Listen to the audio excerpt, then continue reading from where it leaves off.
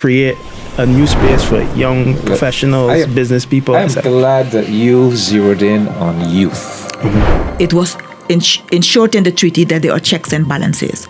So if there's something happening in the community. But you wanted the welcome stamp to be successful, right? You wanted to bring in people, but obviously this is now one of the perhaps. So my only hope that, that a lot of the policymakers are listening into this podcast and into the educational machinery.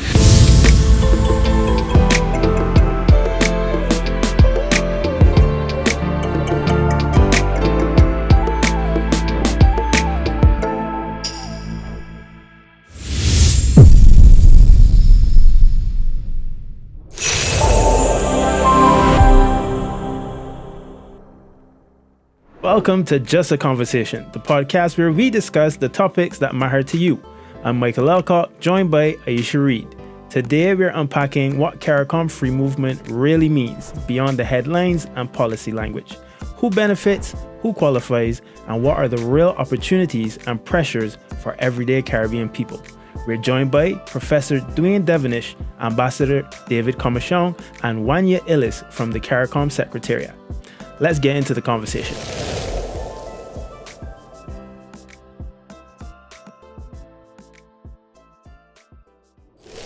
Okay, today we're going to be discussing a topic that is pretty much a hot button topic right now on the island. We actually had some of the guests. We had all the guests here before, not on the podcast. Two returning podcasts.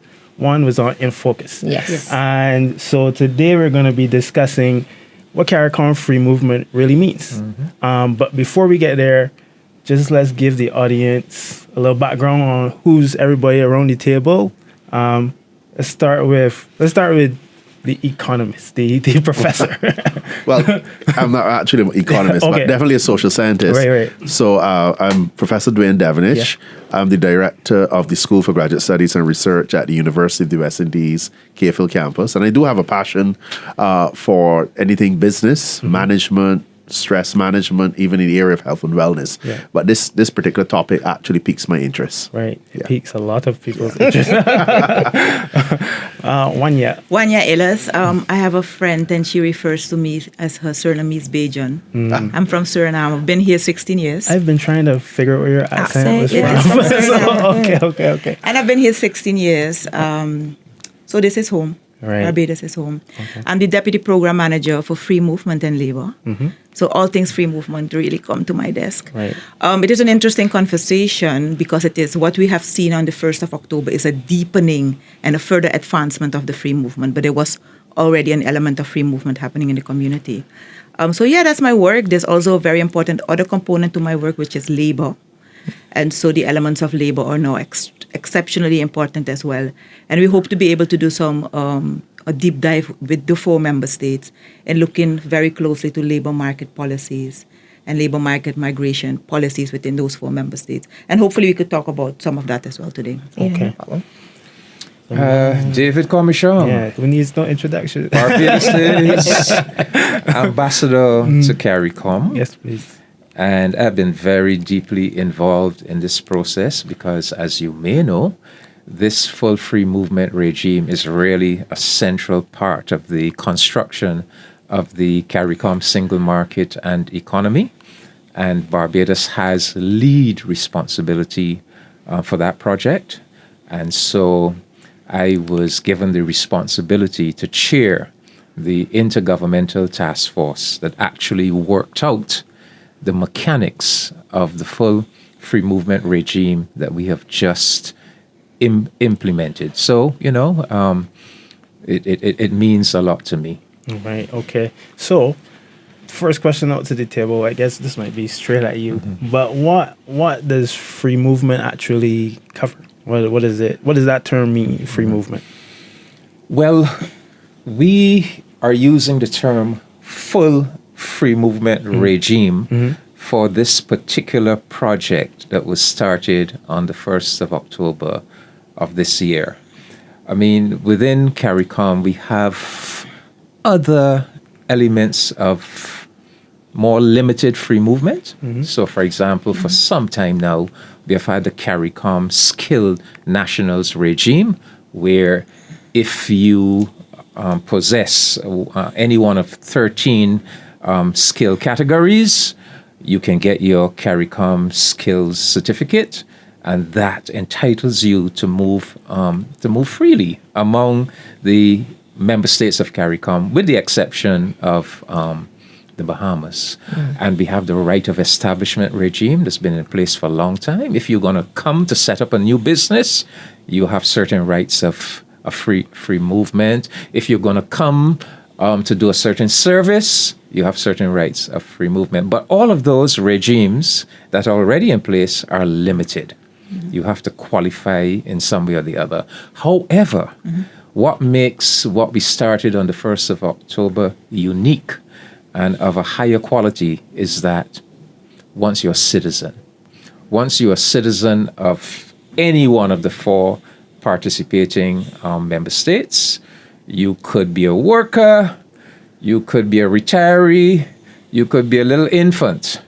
You are entitled to move, to live, to work without the need for any work permit, any residency permit. So that's why we refer to it as full free movement. But there are a couple safeguards, right? And I could probably just throw them out there. Yeah, throw them out. Quickly. Even though it is full free movement, a government of one of the participating member states still has the right to refuse entry if they consider that you are a threat to national security or to public health. In other words, if you have a bad criminal record, for example, Makes sense. or if you are likely to become a charge on the public purse. In other words, you're likely simply to become a welfare case. But other than that, full free movement for the citizens of Barbados, St. Vincent and the Grenadines, Dominica, and Belize, among those 4 participating states. Yeah, that's a big vision. How do we see the benefits of this playing out? One, yeah. So it's very important for us to understand and to recognize that it has always been the goal of the community that our community nationals could move freely. So in some of the earlier decisions of the decades in the conference, 92, go back to 89, the Grant Ant's Declaration. It has always been the vision, it has always been the aspiration. And so in this book that both Ambassador and myself have, which is the Treaty of Chaguaramas, in Article 45, that aspiration is kept. The goal for total free movement. At a point in time when this treaty was renegotiated into the revised treaty, the decision was taken to implement it through a managed approach. So yes, we want to have full free movement, but we will do it in a managed approach. So we started with the skills. We started with, Ambassador spoke to the right of establishment and services. Those are captured in Chapter 3 of this particular treaty. And there, in points in time, there have been attempts to move to full free movement. There was an earlier decision in 2006, 2007 that called for total free movement. By 2009, 2010, the global economic crisis happened. So member states called for a pause on that particular decision. And so we have done some work to be able to assess how well would full free movement fall within the community. Again, there was a 2018 decision. This was in Trinidad and Tobago, where the decision called for those member states that are ready to do so can go ahead and implement full free movement. But it took us until 2023 for the community to say, hey, we're going to work towards total free movement. So where we have landed now at the 1st of October is basically a development, which is a new development in the community that allows for a few member states, 3 or more, to develop or advance a particular area, even if the rest of the member state is not yet ready. And so we would have seen that when the protocol on enhanced cooperation came into being in March of this year, that opened the door for 3 or more member states to undertake full free movement. And that's what we see happening with Barbados, Belize, Dominica, and St. Vincent and the Grenadines. But this is really the concept of it. It is creating a community. So really and truly, if you're born in Spitestone in Barbados, nobody will tell you that you cannot sell your goods in Bridgetown. It's true. Or that you cannot provide the service in Christchurch. Or you cannot establish a business in St. John.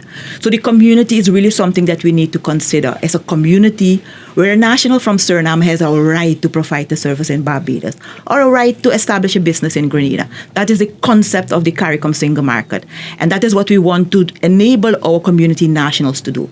So it is a regime that has been created for community nationals where we basically agree that we will be treating ourselves better than the rest of the rest of the region as community nationals. So we started back in 2005 with the establishment of the CARICOM single market. It was significant work because what we had done at that point in time to allow the CARICOM single market to be launched is we had removed all of the existing restrictions that were in place in member states. If you look back at the legislation pre-2005, a number of member states had restrictions in place that called for nationality. Mm-hmm. You can only be a Barbadian to establish a particular business in Barbados. Mm-hmm. You need to have the nationality or you need to be a resident from Suriname to be able to access certain services sectors. So in 2005, basically the tool and the instrument that we had used to implement the CARICOM single market is a program for the removal of restrictions where we identified all of those restrictions. And the Secretariat had led that exercise by providing member states with assistance, technical assistance, to amend the legislation to remove all of those restrictions in the member states. And so when we had implemented the programs for the removal of restrictions in 2005, that is basically when we said we are CARICOM single market ready. And that is basically when we allowed persons to be able to provide a service cross-border, to establish a business in another member state, or to be employed as a skilled national. As we now see, we have 13 categories under the skills national regime. Mm-hmm. So it's really to create a community where our community nationals can move for work purposes, to establish a business, to provide a service. Okay. Professor Devenish? I am a big exponent when it comes to these kind of regionalist initiatives, and I must commend David, the CARICOM team, the government, especially for advancing something as monumental as this. I do endorse the fact that there will be a string of benefits out there for all involved in the pilot project, and I say to the government that one of the things I would do that would really make this something that people could really welcome is to really ramp up the public education. Right. It's like an unsung hero. David, I commend you. I mean, I see you're speaking out there and you're educating Barbadians, but I believe that we need to get this education ramped up across workplaces. Employers, you see the Employers Confederation, the private sector, yes, the vehicles of the public sector as well. We need to get this into schools, into the universities, because I think there's a lot more that we need to do to garner interest, and that's through education. That's through bolstering those channels of communication, because people will still ask questions. I mean, I work within the university space, and there are people who are still asking questions about, but what is this here? What can I do? Where can I go? And I know that we're going to hear some of the material and the information that Barbadians can access. But I think that this is such an important initiative that the educational ramping up has to happen quite I think urgently, because people really want to get into it. The other thing I would also suggest, because I'm not going to belabor the benefits. The benefits are clearly there. Is that we look at, it is a managed form of migration, which I do commend. One of the things I think we should do, and I heard my colleague mention it, but having a kind of a surveillance a system where we can look at labor market needs and making sure that as we receive and as we give out, that the 4 countries involved, that there's a clear labor market audit done. In 2020, I came from St. Vincent, and that was at the height of COVID. I was in charge of a project to conduct a labor demand survey in St. Vincent and the Grenadines. And a labor demand survey, it looks at what types of jobs employers are advertising. So it gives a kind of a window as to the kinds of skills that are in demand. And the reason for that is that you can take your labor supply data, which typically is informed by our household service that we do here in Barbados, and St. Vincent would be their labor force survey, and try to match where the skills, which we call the supply of skills, with the demands for those same skills, because you would want a situation where, as those who are going into different countries, so if I'm a Vincentian and let's say I want to get into nursing, and I can go to a database and I can say, well, you know what, Barbados has a significant deficit of nurses or teachers, which we do. I can see if we can penetrate there. So that kind of information, not just accessible to policymakers, but to the general public, would be an excellent, I think, enterprise. And I know the Ministry of Labour is actually embarking on something similar where they're looking to build a registry. Right. And I think that registry now should be accessible from a regional standpoint, where people can then match where their skills are to the jobs and making sure we have that control. Something I want to just quickly backpedal to.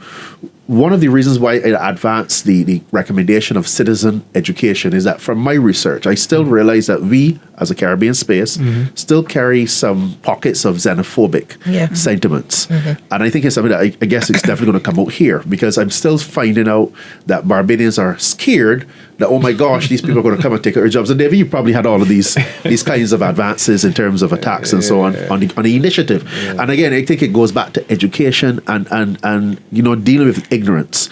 Now, we can see, yes, there are models out there in the European Union where we've seen even how what happened with Britain and the European Union. They've moved out because a lot of people voted no, we don't want to stay, because they want to hold their jobs, they want to keep, So I think education is so important to ensure that we don't go that direction, that we continue to benefit and continue to ride in the right direction. So I would say, and I can close off here, that education also has to be targeted in particular channels to surmount that xenophobic sentiment that we still see quite prevalent, not just in Barbados, but in other countries where they're coming to take the jobs, to understand that you yourself can go to that direction.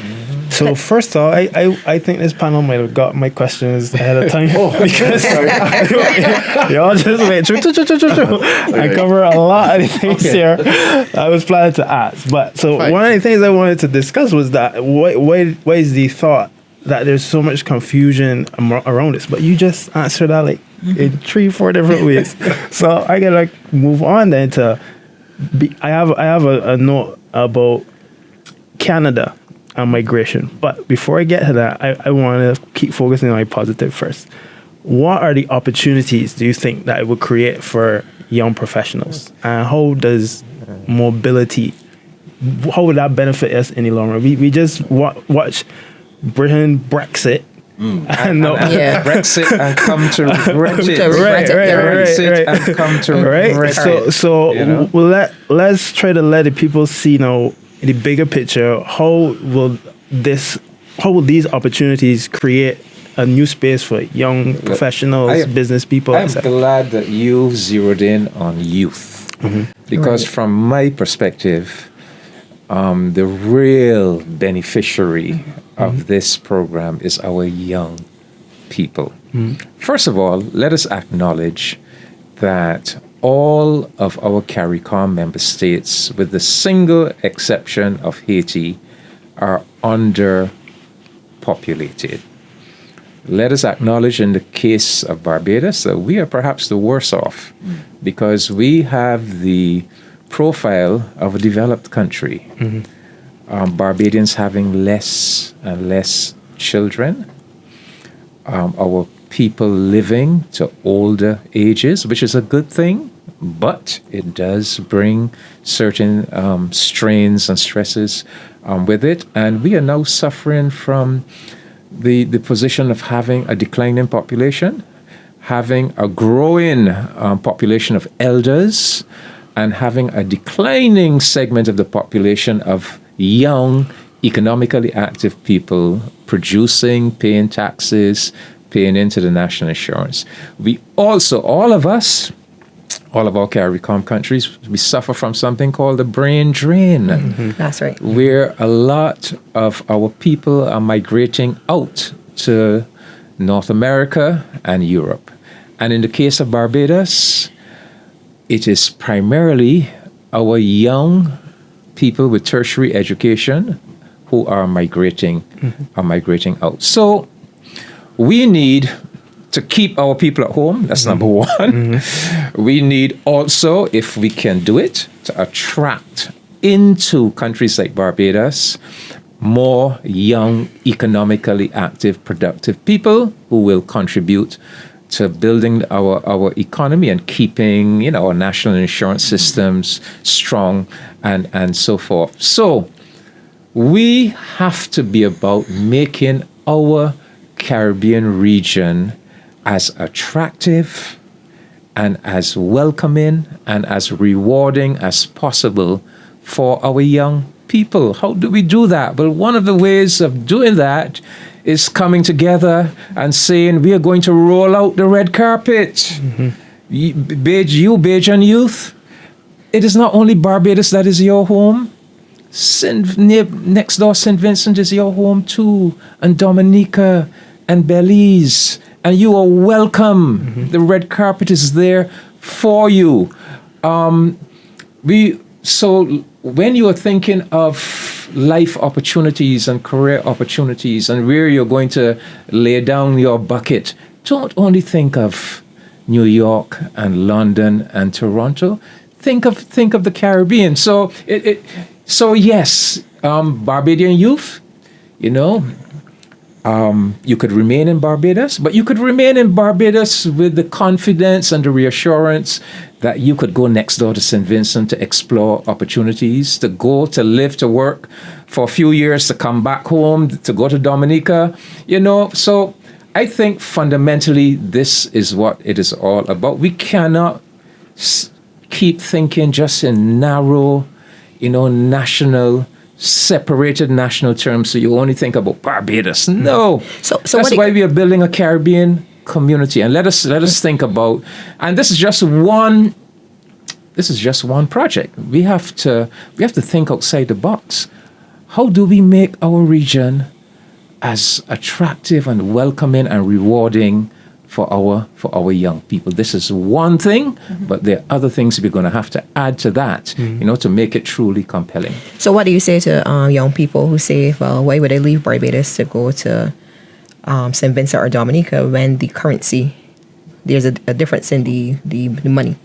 Currency. Wow. What are you going to tell those young people? Listen. That's a question that actually came in from the There are Bajans in St. Lucia, in St. Kitts, in St. Vincent. I know, for example, a young Barbadian doctor who decided, look, I'm not coming back. After she qualified, I'm not coming back to Barbados, to fight up. I'm going to St. Vincent. Now she is a leading specialist in St. Vincent. All of us who travel the Caribbean, we find Barbadians in key positions in these countries. The point I'm making is that there are wonderful opportunities for Bajans in other Caribbean countries. We must not fall into the trap of believing that, Barbados is the center of the world and everything revolves around us. No. But the point is that we want to give our people these options. Nobody is pushing you out. Nobody is saying we're pushing you out to send. But we want you to have the options and you can go. I'm encouraging our especially young Barbadians, visit these countries. Once you visit St. Vincent, Dominica, Belize, once you land on that territory, you will automatically be invested with permanent reside and work, indefinite reside and work status. Go and visit. Get the status. Look at the society for yourself. See if you see something there that would cause you to want, to go and explore opportunities there. But the point is that even if you don't, even if the young Barbadian does not, the mere fact that he knows that by remaining in Barbados, he or she is not shutting themselves off into just this 166 square miles, that their governments have given them this wider space. That gives them that confidence and that reassurance, I don't just have to think about New York and London. I can think about the Caribbean too. Correct. Go ahead. Oh, can I want to recognize that you have a set of questions that you want to go through. But I think there's so much said already around the table that I felt compelled to respond and to provide additional information. No problem. And I think, thanks for the opportunity. I think it really makes sense for us in the Secretariat to also hear what is happening outside. So it's wonderful to hear what is happening in UE, and it's one of our partners. UE is an associate institution of the community, and we have been partnering with you in some of the work that we've been doing. But it's very important for us to get the data. Right. It is exceptionally impossible to manage a process that you cannot measure. And so we have always said that data capture and analysis is very critical and important to the work that we do. And we're experiencing some challenges, but I think we have set ourselves up in a way for 2026 that we could do better. So a few years ago, our heads of governments called for the development of a migration policy in 2019. And as part of that development of the migration policy, we are working on a very particular component which is important to the policy, the overall policy, which is labor migration. And so we have done significant work with the International Labour Organization, the office in Port of Spain. As a matter of fact, I was in Port of Spain last week to work on this labor migration policy framework. Because what we want to do going into 2026 is to have a very clear action plan that speaks to the type of action that we need to implement as a community, but also particular priority areas that member states have at the national level. So what we've done is we would have started that process early this year with the labor market assessment. That was basically an assessment that we would have done for 15 countries. Useful information. We hope to be able to publish it before the end of the year. But the conclusions from that assessment are really worthwhile listening and reading. Ambassador spoke to, for instance, what is happening with our youth. We note one of the conclusions from the assessment is that there's a decrease of youth in the labor markets, participation in the labor markets, which is very concerning, obviously. But we also know that the participation of CARICOM nationals in other member states is higher than the participation of locals in the labor market. So that basically tells us that CARICOM nationals are moving for economic purposes. Right. But we also note from this particular assessment that the informal sector in our community is huge. So there's work ahead of us in terms of the findings and the conclusions from that study, which we hope to be able to identify very specifically in terms of an action plan, which our ministers of labor will be looking at in January. We hope to have a meeting of the labor COSAT on the 15th of January. It's also important to indicate that in developing a community, it is clear that it's a community for all. Even though at times in the past, the way we went about implementing the skills regime, it was seen as elitist. You know, we started with university graduates, musicians, sport persons. But if we look at the full listing now, 13 categories, we also see household domestics, agriculture workers, that has been added in 2018, as well as private security officers. So there was a recognition at some point that we needed to ensure that we could enlarge the base a little bit more. The work that we had been doing in the Secretariat, because obviously we are advancing all of what is called for in the revised Treaty of Chaguaramas, was basically do some specific work with the lead head for labor, which is the Prime Minister of Dominica. And so the conference had mandated him to basically review earlier decisions in relation to full free movement. And so what we had done is we had basically taken a look at the existing 13 categories. Then it was 12 because 13 was recently added in July of this year. So we looked at what is the percentage of those 12 categories in the existing labor market. So basically telling us how many persons right now have a right to move under the skills regime. Right. And we then found that it was only 28%. We were quite surprised at the Secretary to find out that all of the work that we have been doing, 12 categories of persons can move, it's literally less than 1/3 of the working population. So, but we also looked a little bit close at some of the definitions and the qualifying criteria. And then we found out there's one category under which a lot of persons can qualify. That's the category of artisans. And so the qualifying criteria... Artisans or artists? Artisans. So the qualifying criteria for artisans is you need to have a CVQ, a Caribbean vocational qualification, which is very limiting. So we looked at it and we said, if we make that requirement a little bit more flexible, what would happen with persons that probably do not qualify for a CFQ, would they be able to join? And we saw a jump of 10%. So that took us to 38%. And then we looked at other categories that were mentioned throughout the years, but never made it into a final decision. And so we then ended up with about 50%. And so the paper that we had sent to the conference, first to labor ministers, had included all of those details. And so at the end of the day, when conference considered it, conference said, yeah, this is important work, and we have a sense, but we really want to move towards full free movement. And that is how we ended up with that decision in 2023 that called for full free movement. And we now basically see 4 member states, quote unquote, piloting the free movement. It is important to know that at any point in time, other member states can join. So now that the framework is established, the conference decision is in place because conference authorized these 4 member states to move towards total free movement. Among themselves, other member states at any point in time could join, and it could become 5, 6, 7 in the next few months or years. We do not have an indication of who will join, but we expect other member states to join. Okay, yeah. The thing is, for the most part of this conversation, the entire morning rally around the West Indies has been playing in my head.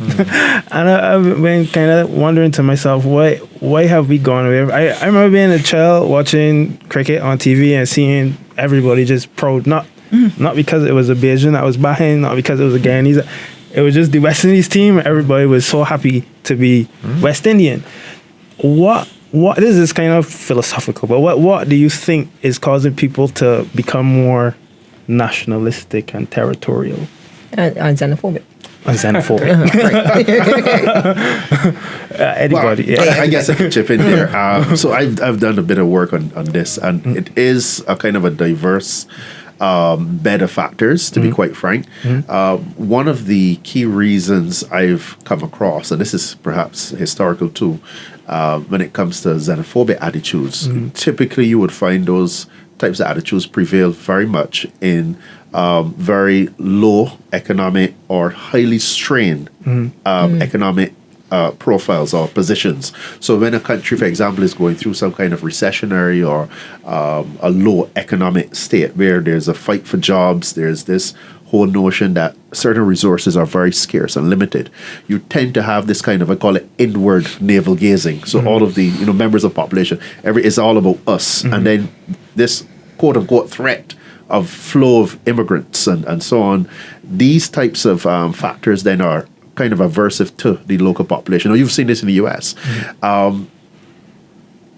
would also say there are cultural factors. So with the coming in of Trump and these right-wing attitudes, you've also seen a wave, a kind of a cultural wave of almost this acceptance that these nationalistic attitudes or these nationalistic sentiments should be normalized, and you're saying it then in turn being expressing aversion towards illegal immigrants. Look what I think recently we've seen from the U.S. in terms of President Trump making countries that have a visa-free status now having to meet all of these requirements to enter the system. And you're going to see a lot of other countries now falling into that kind of modality. Not all of them. Now, I'm happy to see the stance that Barbados has taken and a few other countries when it comes to still keeping that regional flair. But as I do caution, because I am a researcher, I can only go on the data, that those pockets of xenophobic attitudes are going to kind of come up. Because you will hear people, and this is very anecdotal, people saying, but Trump is doing this and Trump is doing that, and look at what's happening. So that's why the education is so important. And we have to get them from very young. I would say that something like this, not even at university level, at the primary school level, understanding the importance of regionalism and the reason that, if somebody comes and they speak different and they come from a different place, that we like to say they're foreigner, and there's this kind of pejorative attached to that, that this is something natural. So I think we need to really preach this. So I would say that those are two general factors: economic factors and cultural factors, waves and so on, that typically let me come in here because it would be remiss of me not to say that our Ministry of Foreign Affairs right now is in the process of developing a children's book entitled Kofi Moves Freely, which will be in our primary schools and secondary schools as well, telling the story of a Barbadian boy named Kofi who moves between St. Vincent and Dominica and Belize. So we take the point very seriously about doing the education. But the other point about these xenophobic attitudes, let me approach it from a historical perspective. As we all know, we are really one people.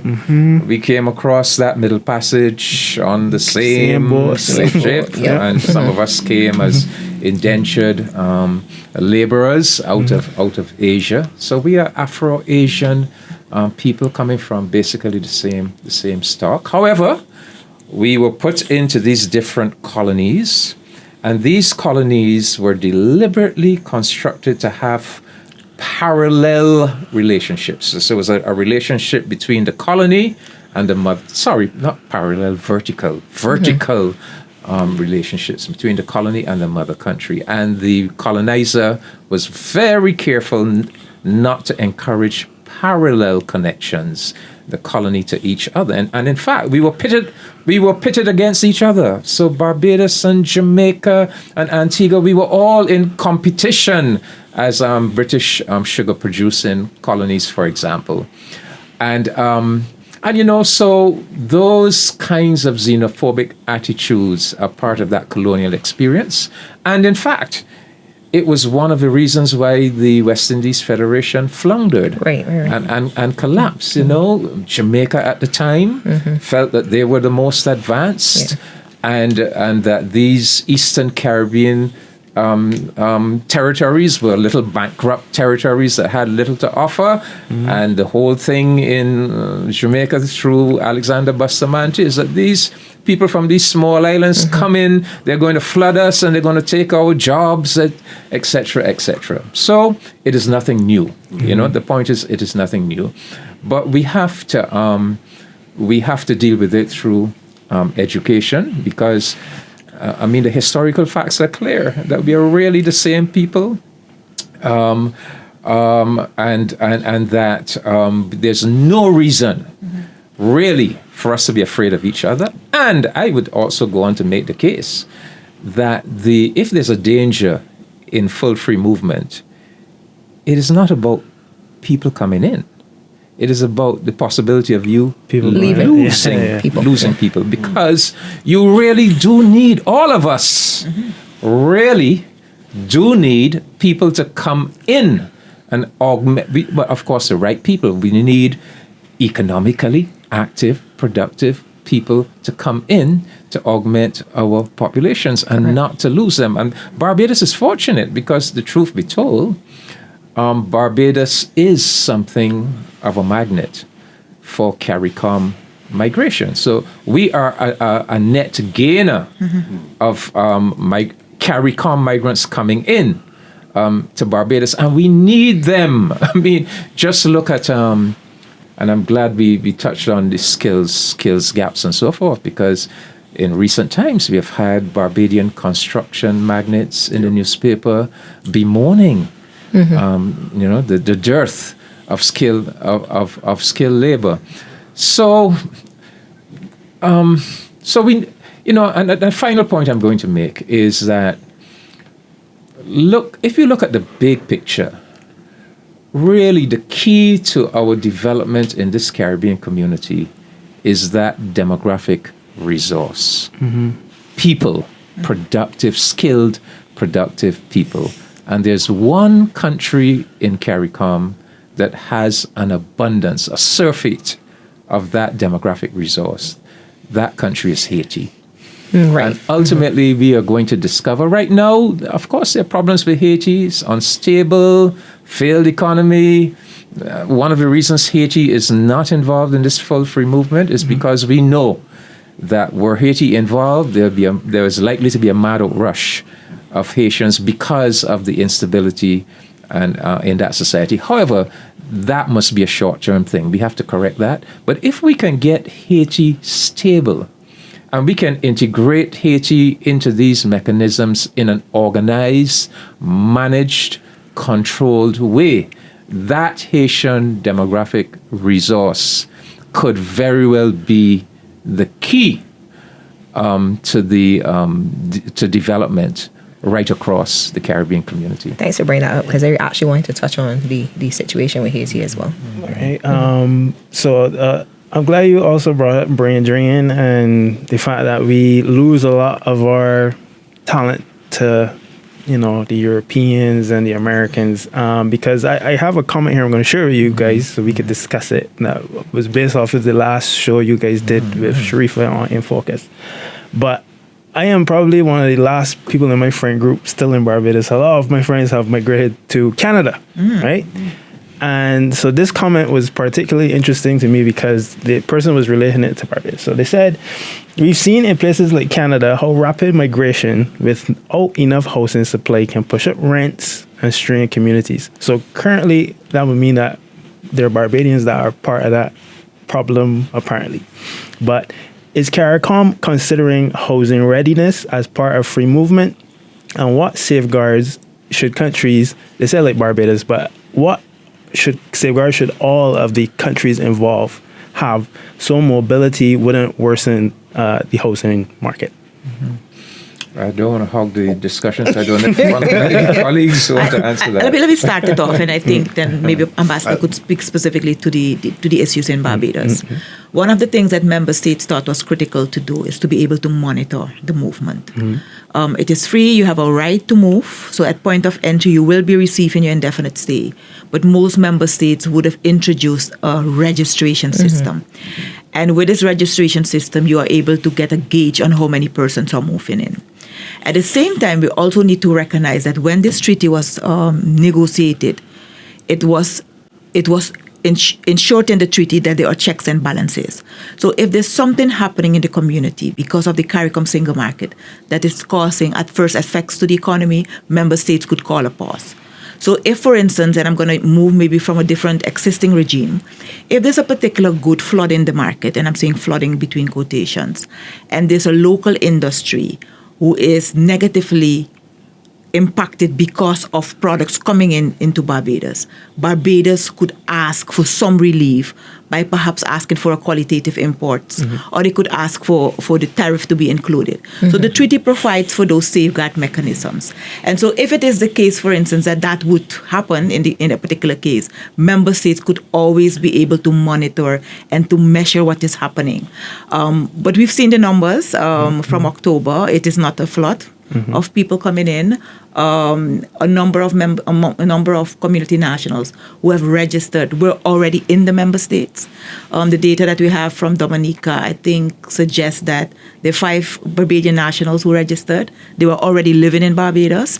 So they used the opportunity to basically register and to be able to apply the rights that they have under the full free movement. And in the case of Barbados, I think 50 to 60% of the persons that registered were already in Barbados. So it is that they were either here under a work permit and they no longer need a work permit, or they were here under another regime, or they were visiting and they said, hey, I have a right, I can now do it. But Barbados included and would have started a system that will enable them to have the data, how many persons are moving into the school system, because the data also includes, the children coming into Barbados. And that type of data will help Barbados in being able to plan ahead in terms of what are the housing needs for the particular economy. And the same is happening in other member states. Yeah, I'll chip in. I'm happy to know that that has been initiated, that those types of assessments, because one of my questions I had when this first started was the readiness, and not just of housing, but other social services. As we all know that those coming in will have access to things like schooling, education, broadly, and of course healthcare. And I say to myself, then this then presents an opportunity. I don't want to look at it as a challenge, but an opportunity for the country to relook at things like capacity, and not just capacity, but quality. Because if we're going to have this, and when I say these 166 square miles as something attractive, it means that our social services have to be looked at. We have to improve. We know, I'm not going to come here and say that we have the best social services. We do have deficits that we need to tackle. And let's talk about the healthcare, for example. We need to improve on that front tremendously, and not just from a capacity standpoint, but from a quality of service standpoint. When we look at our schools, we have to do a proper capacity assessment, because those coming in, especially if you have children, they're starting families, we have to ensure that our schools can absorb, and as not just, again, capacity, but the quality of education is one that would be attractive and desirable for those coming in. The other thing I would say in terms of social services, things like road and infrastructure, I think it presents an opportunity to kind of refashion the infrastructural systems that we have. I've just completed, and thank God it was approved, a national policy for persons with disabilities. And as you know, people who will be coming, many of them would have disabilities, and they would want to have an environment that is accessible and inclusive. And it then presents then the opportunity, and not the challenge, but the opportunity for Barbados and other neighboring countries, part of this pilot project, to kind of relook at their systems and infrastructures.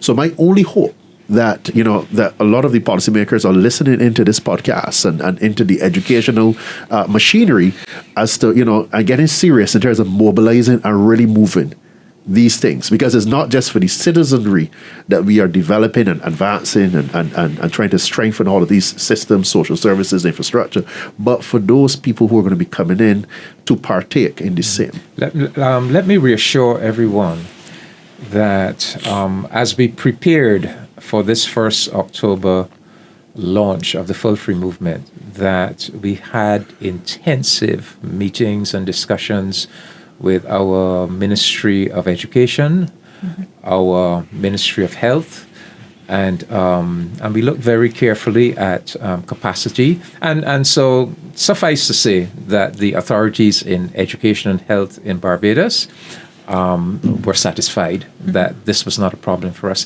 And if you think about it logically, it really should not be. I mean, we know the Barbadian people produce probably half the number of live births. We give birth to half the number of children than we did, say, in 1980.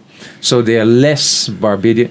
They're the same number of schools, the same number of teachers, but there are significantly less Barbadian children coming in to the school system. So just to make the point that sometimes these concerns about capacity constraints are a bit overblown. This Full Free Movement regime says that the incoming person must be guaranteed primary education and secondary education, public primary and secondary education, on the same terms as a citizen of the country. They must also be guaranteed emergency health care and primary health care on the same terms as a citizen, but nothing else. So housing isn't guaranteed, and in fact, in our promotional material that you GIS are helping us with, we are actually putting that message out there that you have to make your own housing arrangements. So that's not a service that will be guaranteed to you. But I do take the point. Recently we have had kind of anecdotal evidence that with the success of the Barbados Welcome Stamp, for example, the number of people coming in under the Barbados Welcome Stamp, that it has caused a greater demand for rental housing, and it has resulted in the level of rents in Barbados rising and making it more difficult for Barbadians. And so obviously, but you wanted the welcome stamp to be successful, right? You wanted to bring in people, but obviously this is now one of the perhaps negative challenges, side effects of it. So, these are all challenges that are part and parcel of the development puzzle that we have to grapple with, and we have to work through them. So yes, this is something. Obviously, the housing situation is something that our governments will have to think very seriously about and address. Okay, again, this panel is reading my mind. I was going to follow up to ask, what do you think was the major difference in how the welcome stamp was accepted versus how this program has been received? That's really the interesting. welcome stamp seems to have been a great success. So why then? But why did the public not have this outrage When Well, you- remember, the welcome stamp was put in place during COVID when all of us were extremely apprehensive about what was going to happen to Barbados. Tourism shut down, international travel shut down, and Barbados came up with this brilliant idea that using the communications technology, people can relocate to live work here remotely. and work remotely. Right. It was a brilliant strategy, and it helped Barbados through a very difficult period. And obviously was extremely successful in terms of the number of people that it attracted. But that success has now, bred a particular challenge that needs to be addressed. So far as this full free movement program is concerned, I would concede that we were a little slow off the mark with public education. Right. And that was because, the decision to do it, the final decision was made in July of 2025 at the Heads of Government Conference in Jamaica. And we were given the deadline of 1st October. So between July and October is a very short period of time. And so our priority was on Getting it implemented. fleshing out Yeah.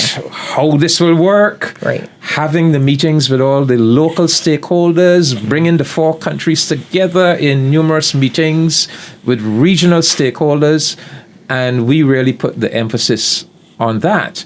And so we were fighting hard to meet that 1st of October deadline. But it did mean that we postponed the public relations and public education. But thankfully, you guys came on board. You guys being GIS, you came on board in a big way. In the perhaps like the 2 weeks just before that 1st of October. And we agreed among ourselves that the public education would extend way beyond the 1st of October. It would be an ongoing process. Right. Yes, because I think it's important, for the listeners to also recognize what goes behind ensuring that this could happen. So it's 4 member states that agreed that they will allow for full free movement among themselves. But what are the details included? So in the meetings that we had, and there were almost on a daily basis meetings on customs, meetings on regulations, meetings on entry, immigration procedures. The impacts was part of those discussions, the implementation agency for crime and security. And so a lot of work was done in the month of September to ready us, because it was clear from the time the decision was taken, we will meet the deadline. The 4 member states were very clear that we will be meeting the deadlines. All of the issues that were already agreed, we will include them in the discussions. We will ensure that we just move on what is already a basis in the community. But there were a couple of things that we also needed to flesh out. For instance, what would be the instrument that we would use for travel? In the OECS, for instance, the Organization of Eastern Caribbean States, they allow for travel with ID cards, or driver's license. So the discussion also became, would those 4 member states allow that to happen? Those discussions took place, but the member states agreed that it will be the passport, which will be the travel document. So part of that discussion, of course, we also discussed matters related to national insurance. There is a regional instrument in place, the CARICOM agreement on Social Security. But how can we further advance the work under this agreement? So our heads of national insurance met last week, and they would have received an update on the work done in relation to free movement. But just to indicate that a lot needed to be done to ensure that we could communicate what is in place with the public, because the decision spoke to this is what they have as a right. They could enter and they could leave and they could re-enter, and they have the right to education and to healthcare. But what are the specific arrangements that the 4 member states agreed will be in place? So the minute those agreements were reached, I think Barbados went full force into public education mode, and I think Belize also did a very impressive public education drive. But we recognize that more is needed. And in the work that we have been doing, we have been reaching out to our partners, the social partners in the area of labor, the CEC, the Caribbean Employers Confederation, the CCL, Caribbean Congress of Labor. And we also established a decent channel of feedback with the CPDC, the Caribbean Policy Development Center. So we recognize that the member states can't do it alone. The CARICOM Secretariat cannot do it alone. So the partners have to come on board and assist us with this drive of information sharing that needs to be constant. Okay. So And we need to update it as we go. something that just crossed my mind.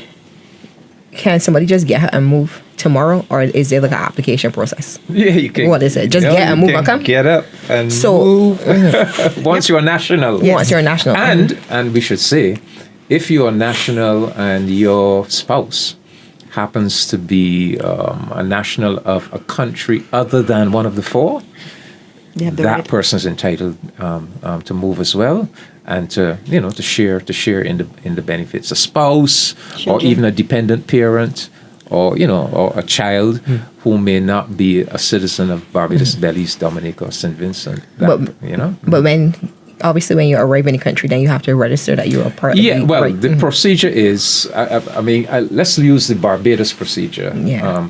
So you arrive in Barbados. Once you are a national of one of those countries, or you can establish, once you get to that immigration officer, a spouse or have the right relationship, you will automatically be given an indefinite reside and work status. Right. In some other countries, that will be stamped in your passport. We in Barbados, we don't stamp passports anymore. So, but that notification will be made digitally and will be passed on digitally to all of the relevant Barbadian agencies. But then you will be advised, look, you do have the status of indefinite reside and work, but if you intend to follow through on that grant of status to actually live and work indefinitely in Barbados, here's the process. Okay. There's a website, the Ministry of Labour, and you just fill out. You go on the website and you fill out the relevant information. If you don't have access to the internet, you can actually physically go in to the Ministry of Labour and fill it out there. And once you go through that process, you will be given a particular certificate, and on the basis of that certificate, you go to the Electoral and Boundaries Commission, you get your national ID, you go to National Insurance, you to the BRA, etc. Because the idea is that once a person activates that right to live and work, we want them properly registered with all of the relevant agencies. So the Ministry of Labour, they're now directed to the Ministry of Labour, that then kind of takes charge of that process and directs them to all of the relevant agencies. Right, so we are at that time already. This time is always flying when you're having fun, but I want you guys to leave our listening audience, our viewing audience, with your final thoughts. Dispel any myths, any concerns, any worries, any thoughts that you guys have. If you could. Okay. I'll start off by saying that I am happy that we have an initiative like this. And I welcome all Barbadians, not just Barbadians here, but in the diaspora, those who are part of the pilot project and those beyond, to see this initiative as something that is definitely worthwhile. It's monumental, something that we should be all party to.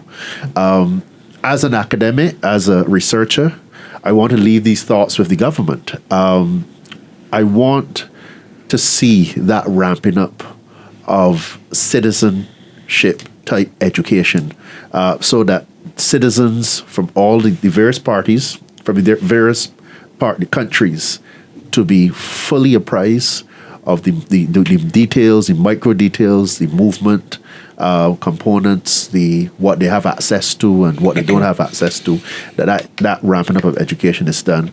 I also want to encourage our various agencies, both in the private and public sector, even civil society, to also look at their services, look at what they provide, and see how we can improve. Look at this as an opportunity to improve for the outer world. This is what we're offering, this is what we're delivering, and that the other countries are doing the same, that they're also on the same playing field as we do this. So that really is my contribution. Okay, thank you so much. Just to say that I'm happy to see that we as a community are able to basically respond to promises we made to the community. This is a community for all. And so more and more we've been able to advance elements of the community for persons to be included. But persons have rights, but they also have obligations. So it's important for persons to be informed. Yes, the government has a responsibility to make sure that the information is out there, but persons also need to ensure that they're properly informed before they take particular steps. So I'm happy to be part of this development. It is years of hard work. So it's 4 member states, and we look forward as a secretariat for more member states to join, but for us to ensure that we could continuously monitor and learn from the lessons from this set of 4 countries doing the work. And then hopefully we could encourage other member states to join so we could widen the pool of community nationals that have this right. Okay, thank you. I would want to reassure Barbadians that the project that we put in place on the 1st of October, it is working well. We've started with just 4 countries, and perhaps that is fortunate because that is very manageable. Because we are charged with working out all the kinks and really perfecting the regime. And thus far, we have not had any significant problems. It is really working well. And as Wania said, I am looking forward to and I have in mind the ones that I would like to see join us almost immediately.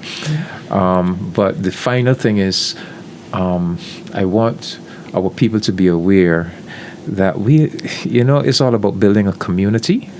And these 4 countries have taken a very, very profound step in that idea of community building, because think about it. Of all the countries in the world, the only citizens who have the right to walk into Barbados, to have the red carpet rolled out for them, and to be given this very special and intimate treatment are the citizens of Belize, Dominica, and St. Vincent. And likewise, they are treating us in the same way. So we are really building a very profound and intimate relationship between ourselves. We are really taking community to a new level, and I think that is going to spill over into us working together in many, many areas, and really advancing the level of our countries and our people. Well, I have my ticket booked for Belarus. So thank you guys so much for being with us today, and I hope our audience takes away the message. Thank you. Thank you for having us. Definitely.